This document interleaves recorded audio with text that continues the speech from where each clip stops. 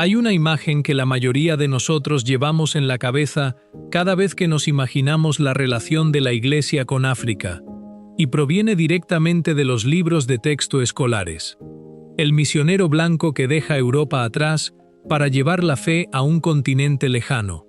Esa imagen, medida contra los números reales de hoy, está un siglo completo fuera de fecha, y el hombre que la desmanteló de la forma más decisiva lo hizo hace solo unos días, de pie ante un altar en medio de una misa de ordenación. No es un comentarista tradicionalista marginal, y no es una voz anónima en Internet. Es un arzobispo estadounidense de una sede mayor e históricamente significativa, enviado específicamente para presidir esta ordenación, y las palabras que eligió pronunciar mientras ordenaba a estos hombres no son el tipo de palabras que cualquiera suele oír de un obispo que sostiene un báculo pastoral. Makurdi, Nigeria Central, Estado de Benue. El sábado 22 de agosto, en el centro de peregrinación Seumaría, 14 diáconos fueron ordenados sacerdotes en una sola celebración. 14 en una sola misa. No dentro de una catedral de ciudad, sino en un centro de peregrinación situado en una región donde ser sacerdote católico carga con un riesgo genuino y documentado para la propia vida. Quien presidió la ordenación no fue un obispo local, sino Salvatore Cordileone, arzobispo de San Francisco, que dirige esa sede estadounidense desde octubre de 2012, y cuyo propio historial de firmeza doctrinal este canal ya ha cubierto en episodios anteriores, desde su reciente elevación a la signatura apostólica hasta su propio desacuerdo público con el cardenal Roche respecto al futuro de la misa tradicional. La diócesis que lo acogía, Benue, es una de las zonas específicas de Nigeria donde los cristianos son atacados con más frecuencia, y esa realidad da forma a cada una de las palabras de la homilía que pronunció ese día. Les dice directamente a los 14 nuevos sacerdotes, sin suavizarlo de ninguna manera. Están siendo ordenados en un mundo en el que este es también un paso peligroso. Luego llega el pasaje que desde entonces ha viajado a través de todo el mundo católico, y se abre con una admisión que nadie le había pedido que hiciera. Debo admitir que me siento humillado, incluso fuera de lugar, de que yo, como occidental, les esté predicando estas palabras aquí. Lo dice directamente delante de los 14 hombres que están a punto de ser ordenados. La frase que sigue pone completamente patas arriba todo el patrón misionero tradicional, y la pronuncia en el mismo acto de conferir el orden. Nuestros roles deberían invertirse. Explica exactamente por qué, sin recurrir a metáforas. Porque ustedes son los que están entregando sus vidas por nuestro Señor. Luego añade la línea que carga con el mayor peso de toda la homilía. Demasiados de sus hermanos y hermanas lo están haciendo literalmente, con su sangre. En ese punto específico, invierte la dirección en la que la necesidad siempre ha viajado en el marco misionero clásico, la que corre, casi sin excepción en la imaginación popular, de norte a sur. La ironía, dice, es que nosotros en Occidente necesitamos este testimonio. Luego se vuelve a describir lo que realmente está ocurriendo en el otro lado del mundo, y reutiliza deliberadamente la misma palabra que acababa de usar para describir el propio sufrimiento de Nigeria, adjuntándole un adjetivo distinto esta vez. Occidente está siendo abrumado, dice, no por una persecución de sangre y armas, sino por una persecución interna, hecha de aislamiento, depresión, soledad y ansiedad. La estadística específica que ofrece en apoyo de esta afirmación es del tipo que cualquiera que escuche puede verificar de forma independiente en 30 segundos. En Estados Unidos, el suicidio es la segunda causa principal de muerte entre los jóvenes. Esta es una estadística de salud pública documentada y ampliamente reportada. citada de forma consistente por el CDC y por múltiples organismos de investigación independientes que rastrean la mortalidad adolescente y de adultos jóvenes en América. La raíz de esta crisis, según Cordileone, reside en una cultura del individualismo, que describe como exactamente lo opuesto a la comunión, el propósito mismo para el cual dice que Dios creó a los seres humanos en primer lugar.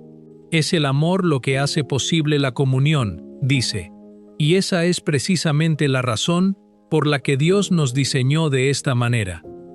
Antes de pasar al tema de la familia específicamente, hace una afirmación más amplia sobre el estado de la cultura occidental en su conjunto. Ya no comprendemos estas verdades fundamentales en Occidente, dice, enfatizando que esto incluye algo tan básico como lo que realmente significa ser una familia, nacida del amor mutuo, que un esposo y una esposa se dan libremente el uno al otro. A partir de ahí, describe la sociedad de la que él mismo proviene usando dos adjetivos específicos que, pronunciados por el arzobispo de San Francisco, cargan con un peso particular y doblado dada la reputación cultural de su propia ciudad: sin vida y sin color.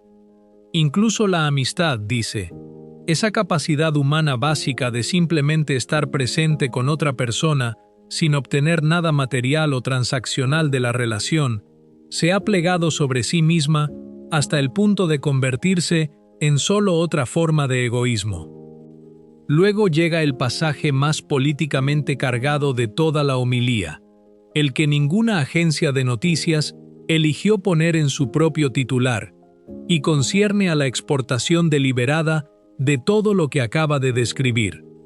Esto ya es bastante malo para nosotros, dice. Pero aún más serios son las fuerzas poderosas en Occidente que están imponiendo todo esto al resto del mundo, especialmente aquí en África. No deja que esa frase quede simplemente colgando sin terminar. La sigue inmediatamente con un agradecimiento, que es precisamente lo que nadie espera oír dentro de una homilía de ordenación. Gracias por haber resistido. Extiende esa gratitud más allá de los sacerdotes que están de pie delante de él también. Sé que la presión es grande, añade, especialmente para los líderes nacionales de este continente. En cuanto a por qué Occidente a menudo ni siquiera nota lo que está exportando, ofrece una explicación que no ahorra a su propio pueblo ni a su propia cultura de la culpa. Las comodidades y conveniencias físicas, dentro de esa cultura de egoísmo, han ablandado nuestra resistencia espiritual. Quienes sí miran de cerca, continúa, se ven afectados por lo que ven. El sacrificio heroico y el sufrimiento de sus sacerdotes y de su pueblo nos entristece, pero también nos inspira, y reúne todo el contraste en una sola línea. Ustedes sufren hasta el punto de derramar sangre y permanecen alegres en su fe cristiana. El compromiso que finalmente ofrece se enmarca como mutuo más que unidireccional, y la fórmula específica que elige sitúa a ambas iglesias en un pie de igualdad genuina más que en la postura tradicional de donante y receptor. Estamos con ustedes, y los apoyamos, y ustedes nos apoyan. Declara con claridad lo que cree que Occidente realmente necesita de África, y no es ni dinero ni personal. Es la propia voz de África y su testimonio, nombrando específicamente el testimonio de Nigeria en particular. Cierra con dos oraciones que, después de todo lo que las precede, aterrizan con considerablemente menos de la calidad ritual que suelen cargar tales oraciones de cierre. Que Dios envíe a sus ángeles a proteger al pueblo nigeriano y que la paz llegue pronto a esa tierra. Su línea final funciona como un deseo que, tomado en serio, es realmente una petición. Que Nigeria emerja de esta prueba más fuerte y más santa, para que pueda convertirse en una luz de fe, verdad y evangelización para el mundo entero.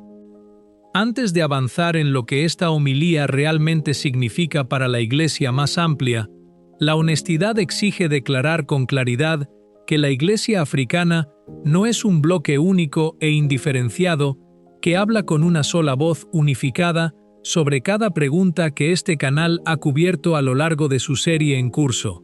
Las posiciones varían considerablemente de país a país y de diócesis a diócesis, exactamente como este canal ya ha documentado en la cobertura anterior de la Carta Anónima de Mbanza Congo en Angola, donde los propios católicos locales discreparon de forma aguda y públicamente sobre si su propia crisis de vocaciones provenía del legado colonial, de una formación inadecuada o de algo enteramente distinto.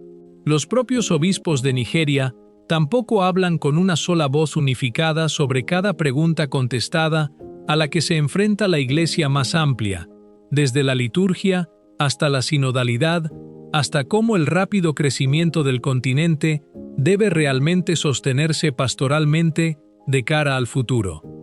También vale la pena declarar con claridad, en justicia hacia el cuadro completo, que Occidente no es simplemente un desierto uniforme de declive tampoco. Este canal ha documentado, a través de múltiples episodios anteriores, comunidades tradicionales crecientes y genuinamente vibrantes a través de Europa y América del Norte, el año récord de ordenaciones de la Fraternidad de San Pedro, los números de vocaciones en aumento de la Comunidad de San Martín en Francia, la peregrinación a Chartres, que ahora atrae a 20.000 jóvenes participantes anualmente, y la peregrinación récord a Luján en Argentina, que este canal cubrió en su episodio inmediatamente anterior. Estos son contrapuntos serios y sustantivos a cualquier lectura de la homilía de Cordileone que trataría a todo Occidente como monolíticamente sin vida. Y cualquiera que sopese sus palabras en serio debería tener presentes estas genuinas contratendencias más que aceptar la lectura más cruda posible de su contraste entre Nigeria y Occidente como el cuadro completo. Dicho esto, las palabras que Cordileone realmente pronunció permanecen exactamente como fueron, pronunciadas exactamente en el contexto en el que las pronunció, en una misa de ordenación, de pie ante 14 hombres que acababan de comprometer sus vidas enteras a un sacerdocio que, en esa región específica de Nigeria, carga con un riesgo documentado y continuo de muerte violenta. Y es precisamente ese contexto el que hace que el detalle final de esta historia merezca detenerse en él con extensión, porque reencuadra todo lo que vino antes, de una forma que casi ninguna cobertura de esta homilía se ha detenido realmente a explicar. En sus propias observaciones ese día, Cordileone agradeció específicamente al obispo que lo acogía, Wilfred Chikwendu Anagbe, llamándolo el pastor y padre de su diócesis, y elogiando explícitamente lo que Cordileone describió como su voz profética. Esa frase específica, voz profética, no es simplemente un adorno ceremonial cortés ofrecido a un compañero obispo por cortesía. El obispo Anagbe no es solo un hombre que predica desde su propio púlpito en Makurdi. Es el mismo obispo que viajó personalmente a Washington, D.C., y compareció ante una audiencia del Congreso de Estados Unidos para solicitar formalmente la intervención directa estadounidense, incluida la asistencia militar, para proteger a la población cristiana de Nigeria de la violencia sostenida y organizada que su propia diócesis ha documentado durante años. Este detalle cambia todo el registro de la homilía de Cordileone una vez que se comprende adecuadamente. Cuando el arzobispo estadounidense se para ante ese altar y dice que nuestros roles deberían invertirse, no está ofreciendo una reflexión teológica abstracta sobre la pobreza espiritual en Occidente como alguna especie de metáfora general e intercambiable. Está de pie directamente al lado y agradeciendo específicamente a un hombre que ya ha ido a Occidente, a sus propias salas de gobierno, y le ha pedido con claridad el tipo de ayuda que, según el propio testimonio público de Anagbe, aún no ha proporcionado de forma adecuada. La inversión que describe Cordileone no es simplemente retórica. Se está superpuesta directamente sobre una realidad diplomática real y muy concreta. Un obispo pidiendo al gobierno estadounidense protección, y un arzobispo estadounidense, solo semanas o meses después, de pie en la propia diócesis de ese mismo obispo y diciéndoles a sus ordenandos que Occidente es el que realmente está empobrecido y el que genuinamente necesita lo que Nigeria ya tiene. Esto vale la pena situarlo con cuidado junto al patrón más amplio que este canal ha rastreado de forma consistente a lo largo de casi un año completo de cobertura ahora, porque se conecta directamente con hilos examinados en múltiples episodios anteriores. Los datos demográficos y vocacionales que este canal expuso en su cobertura de las ordenaciones récord de la Fraternidad de San Pedro, contrastados contra los números colapsados de seminarios de Alemania, mostraron una divergencia documentada y mensurable entre las comunidades que mantienen la seriedad doctrinal y litúrgica y las comunidades que persiguen la acomodación con la cultura secular circundante.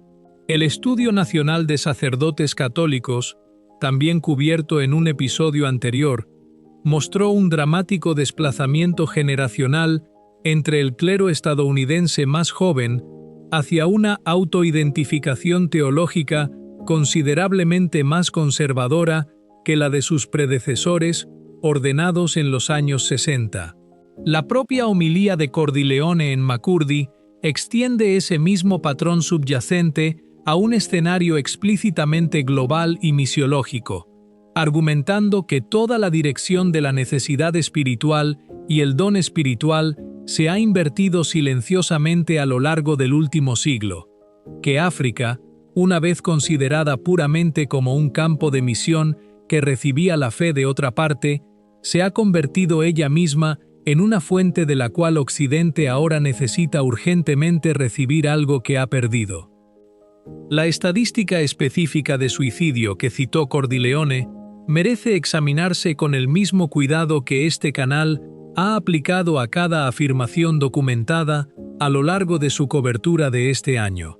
Según datos publicados de forma consistente por los Centros para el Control y la Prevención de Enfermedades de Estados Unidos, el suicidio ha ocupado efectivamente el segundo lugar como causa principal de muerte entre los estadounidenses de 10 a 34 años durante varios años consecutivos. Una estadística corroborada de forma independiente por múltiples organismos de salud pública y ampliamente reportada mucho más allá de cualquier contexto específicamente católico o religioso. El uso que Cordileone hace de esta cifra es, por tanto, factualmente exacto e independientemente verificable más que una exageración retórica ofrecida puramente por efecto homilético. Su afirmación interpretativa más amplia, que la causa raíz de esta crisis reside específicamente en una cultura de individualismo opuesta a la comunión genuina, es una interpretación teológica y sociológica más que un hecho directamente mensurable, de la misma forma en que lo es la estadística subyacente misma.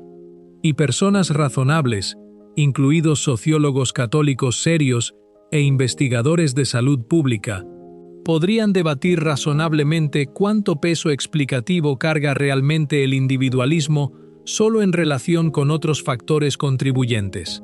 La precariedad económica, los efectos documentados de las redes sociales en la salud mental adolescente, el aislamiento producido por los años de la pandemia de COVID, la desintegración familiar y una serie de otras causas que los investigadores han identificado como contribuyendo de forma simultánea a esta misma crisis. El diagnóstico teológico de Cordileone es serio y defendible dentro del pensamiento católico, pero debe comprenderse como una interpretación de los datos más que como los datos mismos. Exactamente como este canal ha intentado mantener esa misma distinción cuidadosa a lo largo de cada episodio de esta serie en curso. Lo que hace que esta homilía específica sea genuinamente significativa, más allá de su poder retórico en el momento, es la posición institucional del hombre que la pronunció. Este no es un bloguero tradicionalista aislado, ni un comentarista anónimo en Internet haciendo afirmaciones amplias sobre el declive occidental desde una posición de ninguna responsabilidad institucional real. Este es el arzobispo en ejercicio de San Francisco, una sede estadounidense mayor, un hombre a quien el Papa León XIV elevó personalmente a la signatura apostólica solo semanas antes de esta ordenación específica, como este canal documentó en un episodio anterior que cubría ese nombramiento directamente.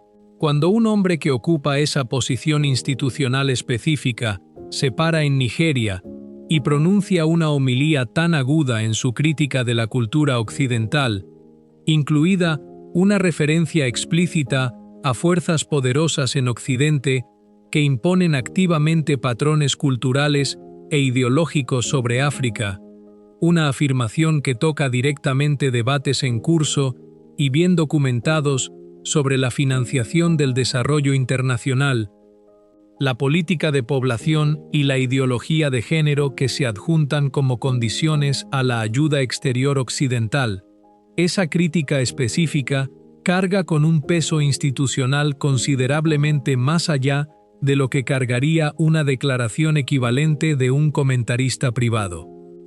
Esto se conecta directamente con una historia que este canal ya ha cubierto con detalle: el propio discurso del cardenal Robert Sarah ante el Parlamento Europeo respecto a lo que él denominó colonización ideológica, la práctica de vincular la ayuda al desarrollo europea a las naciones africanas a la aceptación de posiciones políticas específicas sobre la salud reproductiva y el género que muchos obispos, clérigos y laicos africanos han rechazado públicamente como incompatibles con sus propias convicciones religiosas y culturales profundamente arraigadas.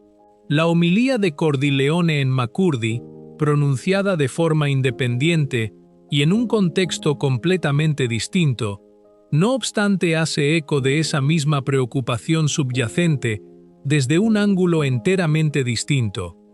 Un arzobispo estadounidense más que un cardenal africano, una homilía de ordenación más que un discurso parlamentario, pero apuntando hacia la misma afirmación básica, que las propias exportaciones culturales de Occidente a África no son, en todos los casos, un don sencillo o inequívoco, y que los católicos africanos y sus pastores han mostrado un coraje real al resistir la presión de aceptar esas exportaciones de forma acrítica.